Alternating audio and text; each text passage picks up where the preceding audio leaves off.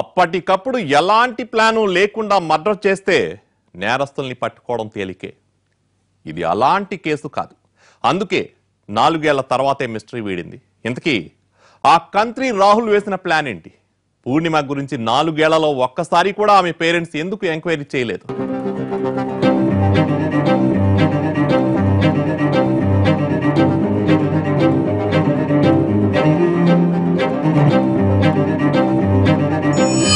పూర్ణిమను చంపాలనుకున్న నేను ప్లాన్ ప్రకారం తను ఎలా సంతకం పెడుతుందో నేర్చుకున్నారు.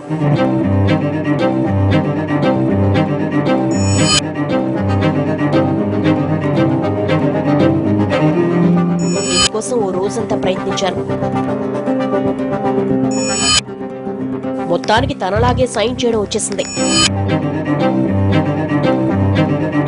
ఆ తర్వాత పూర్ణిమ రాసినట్లుగా ఓ లెటర్ రాశాను.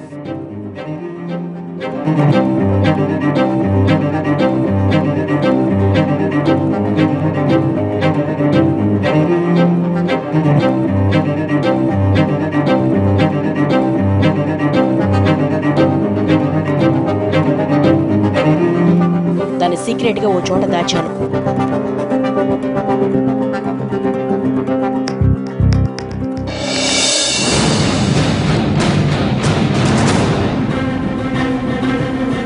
మర్నాడు రింకును కలిశాను.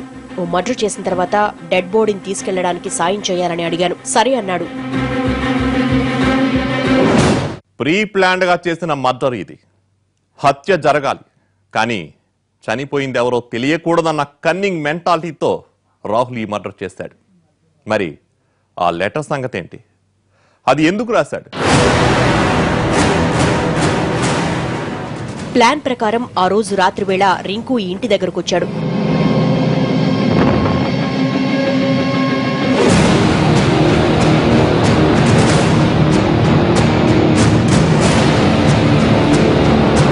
నేనెప్పుడు పిలుస్తానా అని ఎదురు చూడసాగాడు. పూర్ణిమను చంపేందుకు అదే కరెక్ట్ టైం అనుకున్న నేను ఆమెను దిండుతో మొహంపై అదిమి చంపుదామనుకున్నాను. కానీ అలా చేస్తే నాకు తనను చంపాలన్న కసి తీరదని అనిపించింది.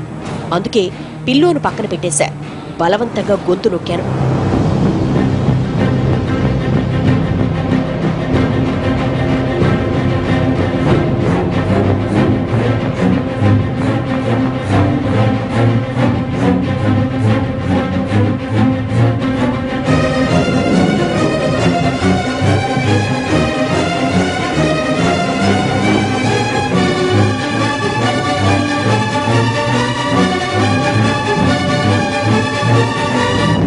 చాలాసేపు గింజుకున్నాక చనిపోయింది.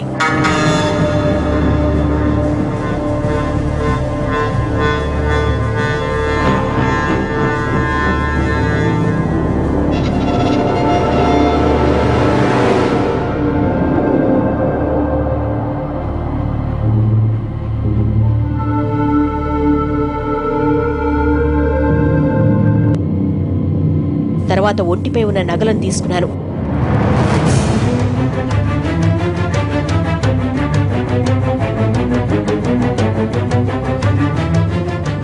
పూర్ణిమ సెల్ ఫోన్ స్విచ్ ఆఫ్ చేసేశాను.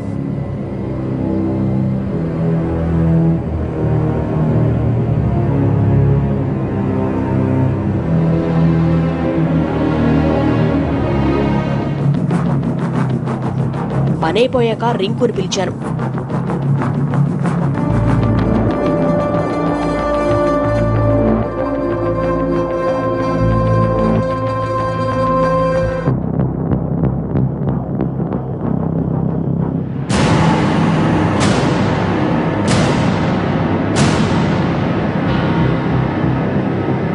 ఇద్దరం కలిసి డెడ్ బాడీని కారులోకి ఎక్కించాం. ప్లాన్ ప్రకారం గచ్చిబౌలికి వెళ్ళాం. అక్కడ తుప్పల్లో డెడ్ బాడీని పడేశాం.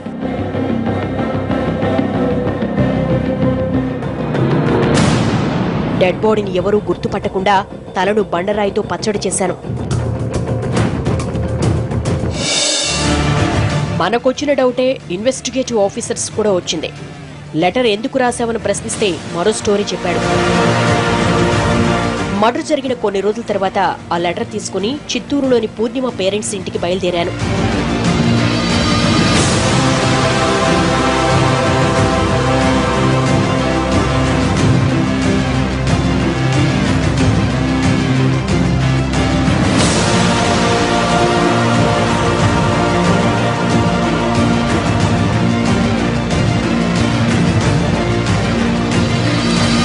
పూర్ణిమ తల్లిదండ్రులను కలిశాను. పూర్ణిమ చెప్పా పెట్టకుండా ఇంట్లోంచి వెళ్లిపోయిందంటూ ఆమె రాసినట్లుగా నేను రాసిన లెటర్ను వాళ్ళకిచ్చాను.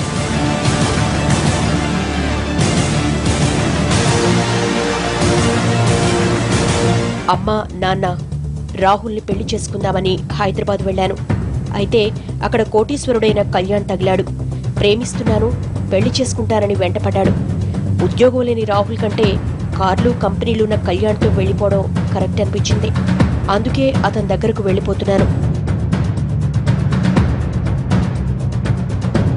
దయచేసి నా గురించి ఆలోచించకండి. ఎప్పుడూ నా జీవితంలోకి రాకండి. ఎందుకంటే నేను అనాథనని కళ్యాణ్కు చెప్పాను. అందుకే అతను నన్ను ఇష్టపడ్డాడు. ఇట్లు మీ పూర్ణిమ అని రాసి ఉన్న లెటర్ను వాళ్ళిద్దరూ చదివారు.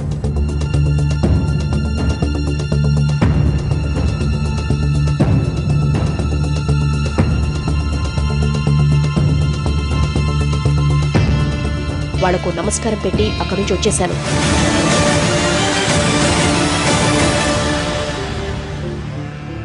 కూతురిపై కోపంతో వాళ్ళ ఆమె కోసం సెర్చ్ చేయలేదు.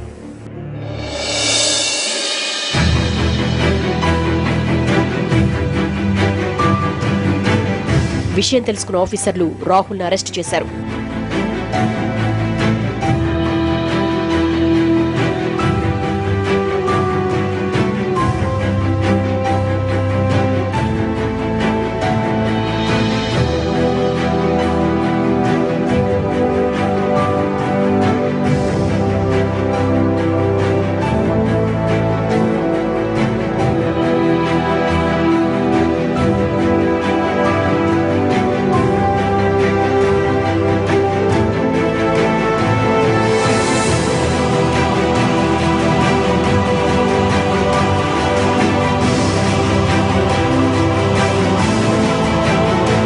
పూర్ణిమ తను అనాథన్ లెటర్లో రాసినందువల్ల ఆమెపై కోపంతో ఆమెను వదిలేసుకున్నారా? లేదండి.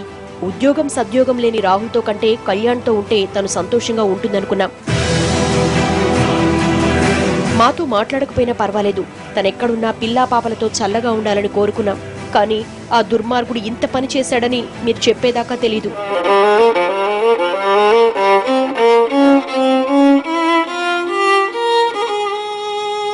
చూసారా పేరెంట్స్, ఎంత దారుణం జరిగిపోయిందో. ఇలాంటి కంట్రీలు చాలా మందిని చూస్తున్నాం. మీ అమ్మాయి విషయంలో జాగ్రత్తలు తీసుకోండి. మీపై కోపంతో వెళ్ళిపోతే పోతే పోని అనుకోకండి. తల్లిదండ్రులుగా వారిని సరైన దారిలో పెట్టాల్సిన బాధ్యత మీదే. పంతాలు పక్కన పెట్టి ఆమె ఎక్కడుందో, ఎలా ఉందో యోగక్షేమాలు తెలుసుకోండి. పూర్ణిమ లాంటి పరిస్థితి మరే అమ్మాయికి రాకూడదన్నదే ఈ కథ ఉద్దేశం. ఇది ఇవాల్టి ఎపిసోడ్. నెక్స్ట్ టైం మరో వాస్తవ గాథను చూద్దాం.